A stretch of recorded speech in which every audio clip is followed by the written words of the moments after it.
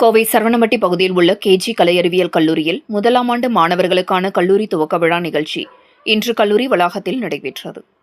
கோவை சரவணம்பட்டி பகுதியில் கேஜி கலை மற்றும் அறிவியல் கல்லூரியின் முதலாம் ஆண்டு மாணவர்களுக்கான கல்லூரி துவக்க விழா நடைபெற்றது.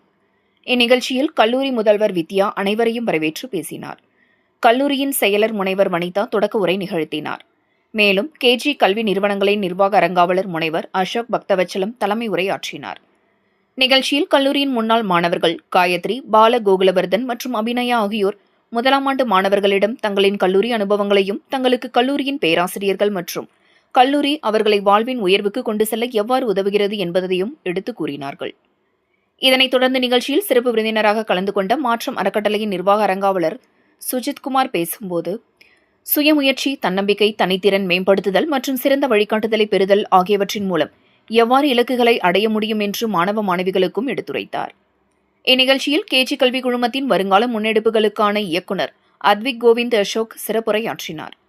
இந்நிகழ்ச்சியில் 25க்கும் மேற்பட்ட பல்வேறு துறைகளில் பயிலவிருக்கும் 1500க்கும் மேற்பட்ட புதிய மாணவ மாணவிகள் தங்களின் பெற்றோர்களுடன் கலந்து கொண்டனர் என்பது குறிப்பிடத்தக்கது.